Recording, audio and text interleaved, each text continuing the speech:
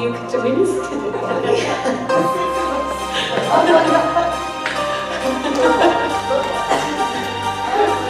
So now the second number is tonight.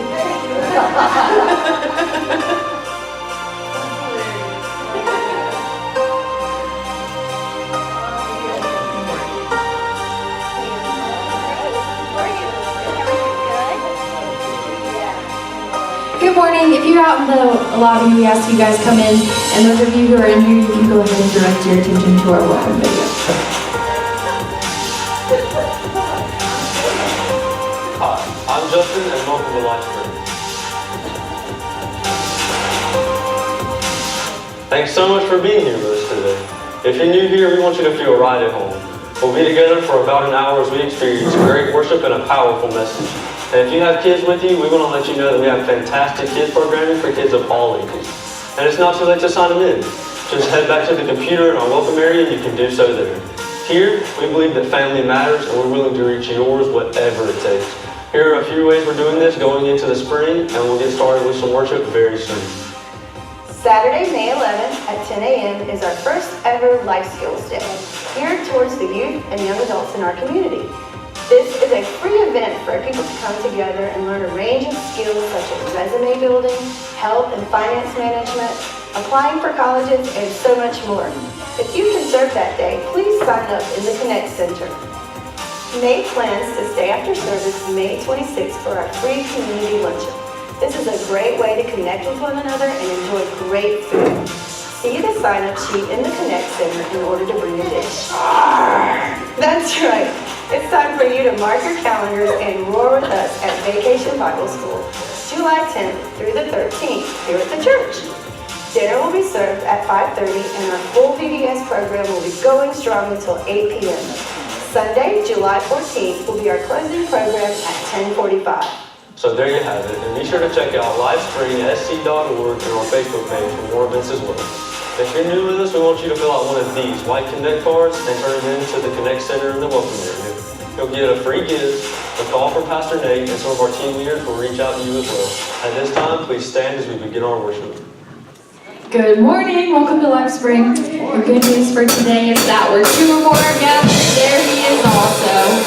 So you guys go ahead and stand and sing with us. This is Evergreen.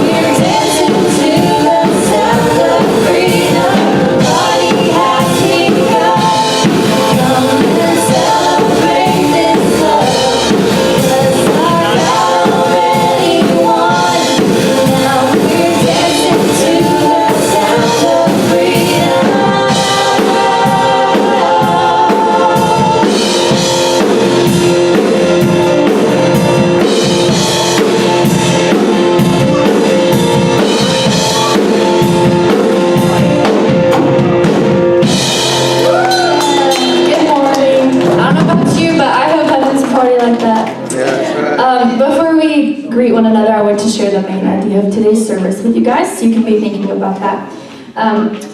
We're starting a new series, and so the main idea says, we are called to trust God is at work, no matter the circumstances. So as you guys are thinking about that, go ahead and take a moment to greet those around you. Shake a hand, hug a neck.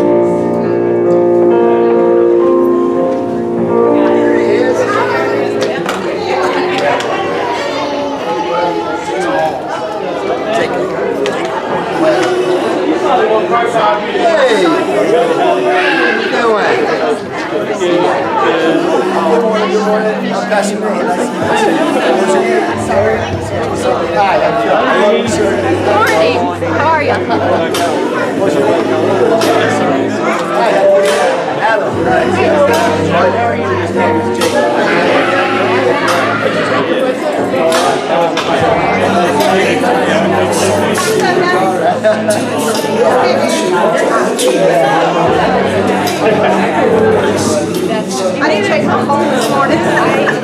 If you need me to pick them up every text me like this. Well, next week I gotta work. Last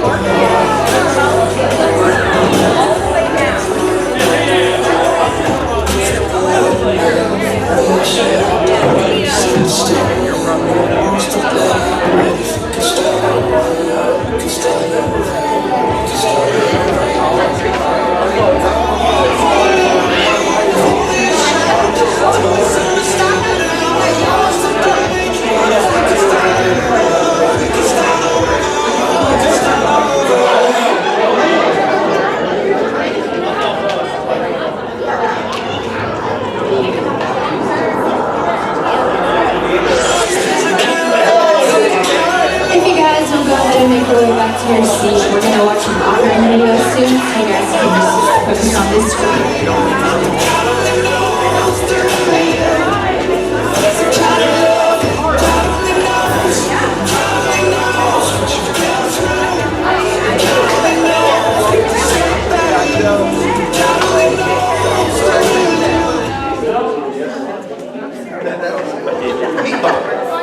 Bob's been coming to church for a while.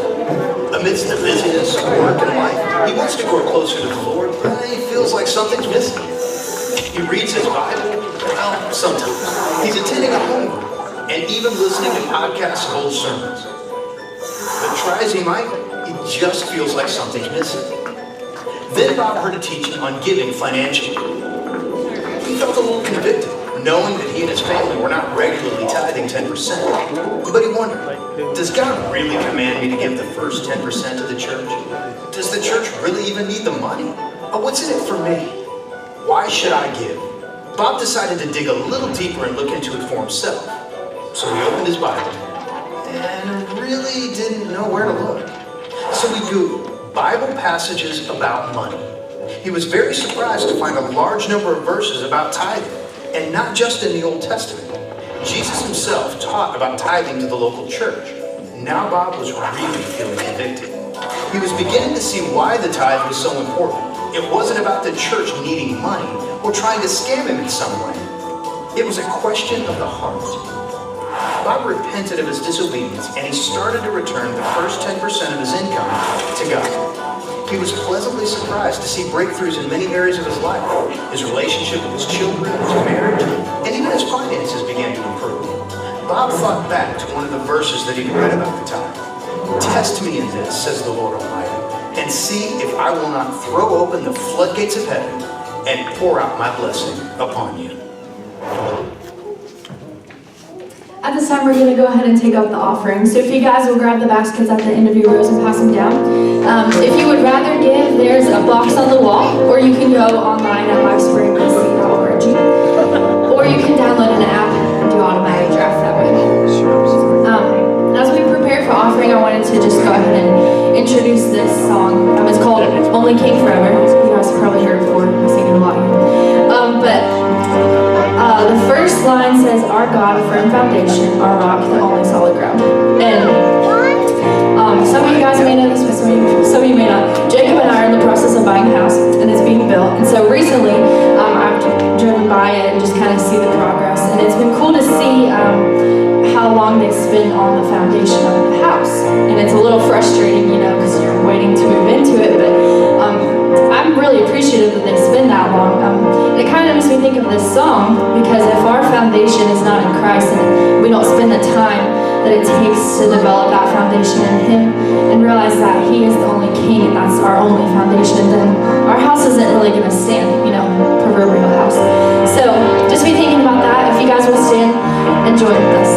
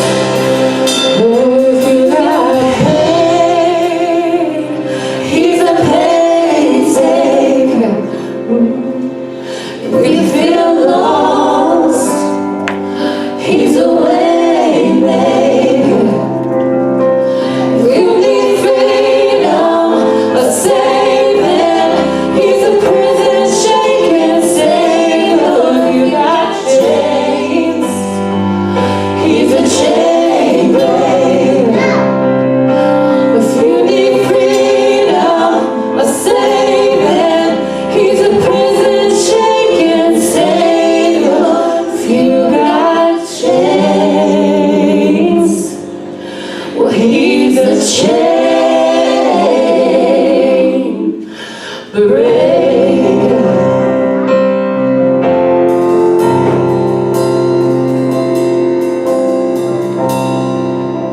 God, we just thank you so much for the opportunity that we have to come together today, Lord, just to hear your word, God, just to be able to worship you, God, to be able to sing, lift up our voices, God, just to be in your presence. I pray, God, that you will be on every heart and mind in this room, that you will be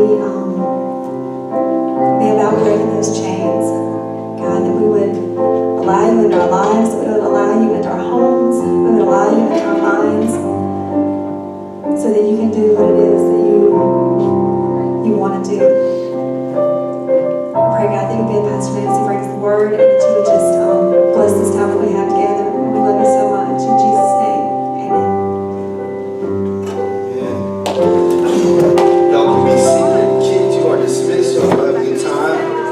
Do what you do. Adults, make some noise about our kids. Peace out, have fun. Round them up. We'll have a good time. All right, well, good morning. Hey, Chris, how are you? How about everybody else? Good morning. There we go. All right, man. Are we like in that spring, like craziness already? Life is here, man. Life is happening. And it is just good to be in the house of the Lord. It's good to be here in His presence. I want to make sure everybody is on board and aware of some things we have going on. First of all, if you have never filled out one of these Welcome Connect cards, be sure to do that. They're in the seat covers around you. And we have a Connect Center right out this door to your right that you can go turn that in. We got a free gift, some information, and some cool things coming up. We have our lunch coming up. We have a lot of things happening. But this Saturday specifically is our Life Skills Day, which is so cool. It's something brand new we're doing. When your pastor is scatterbrained and crazy and double and triple booked sometimes, he's very thankful for a great team that is taking care of Life Skills Day. Just truth be told, I like to tell y'all, true stories of Nate and not so great things he does. But if you have a spouse with you today, or if you have someone in your life that you love and care about and maybe like to hang out with a little bit or whatever, here's the thing. Have you ever got that look where as you're going through like your calendar or you're going through the week, and the look on that person's face tells you everything you need to know without saying a word, right? As Hope and I were going through our May, she didn't have to say a word for me to know Mama ain't happy, okay?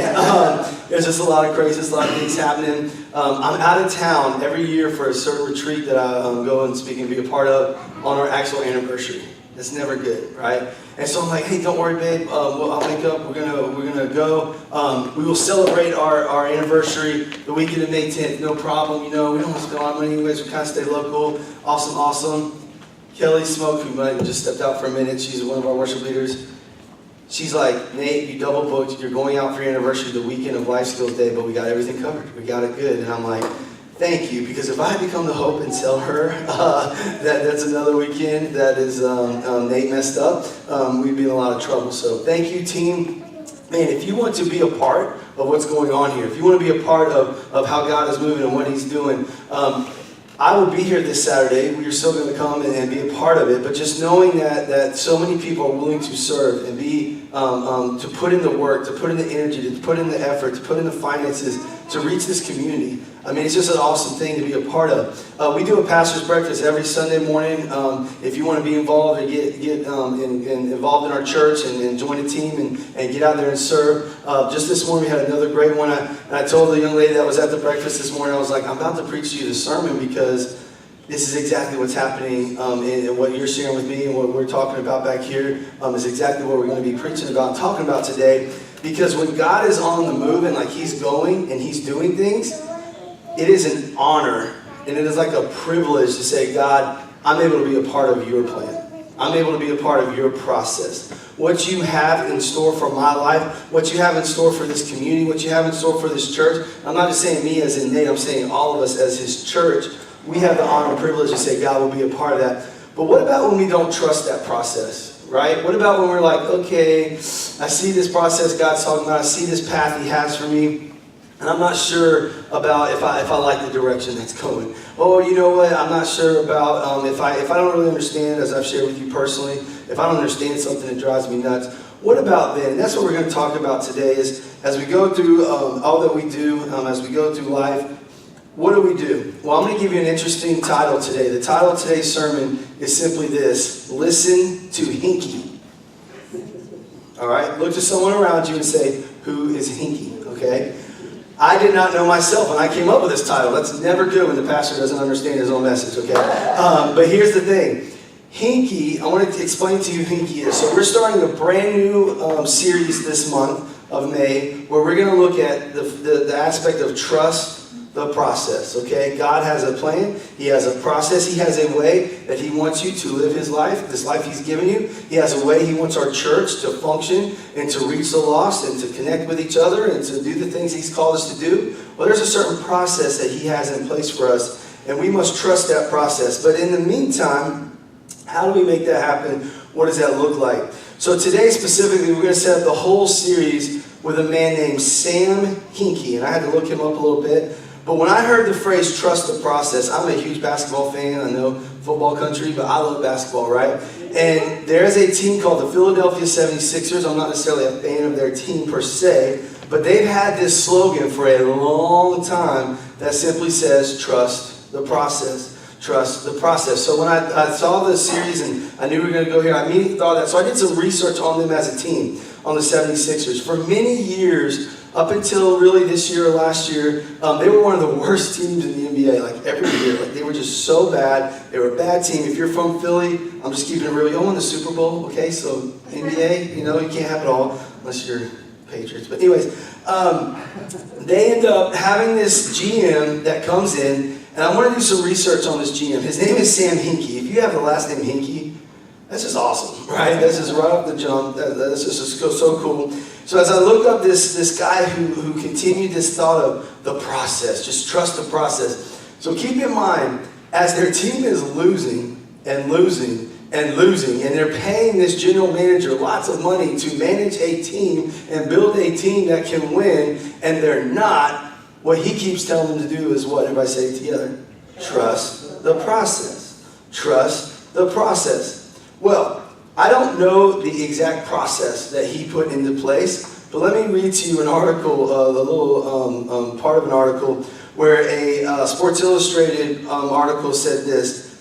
One of the men they interviewed about Sam Hinkie and his process and how he came up with it and what he wanted to do, he said it this way. He said, speaking of Sam Hinkie, he did the kind of stuff people talk about late night after at least 3 beers because theoretically it just might work.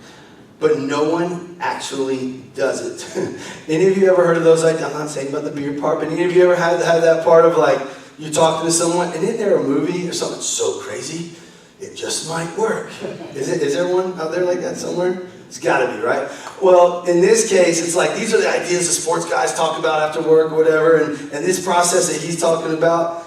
Well, here's the thing. This process that no one would actually try, that's just crazy, that's like, you know, people that would do. Not only did he do this, but the rest of this interview says this, but no one actually does it. Not only did he start that process, but then he set fire to all the lifeboats. So basically he's like, this is the process, and there's no option B. There's no alternative. There's no other way. With the way contracts are structured or whatever he did, it was this is all or nothing. And guess what happened over the years, the first couple years of this process? It was nothing. There was no winning. There was nothing coming about of it. Here's the problem. The basketball world for the Philadelphia 76ers, the bosses, the owner of the team, they start to look down and say, hey, Mr. Hinkie, could you as a boss keep a straight face? Mr. Hinkie, we need to talk right now. That'd be tough. Or Paige, I would love to be the person over the loudspeaker in the offices. Paging Hinkie to the office. Hinkie, you know, I'm the only one that's in these, I think, but I think that would be great. So here's the thing.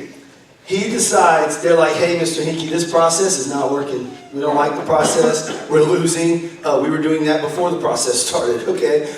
You were supposed to come in here and help us, and so this isn't good.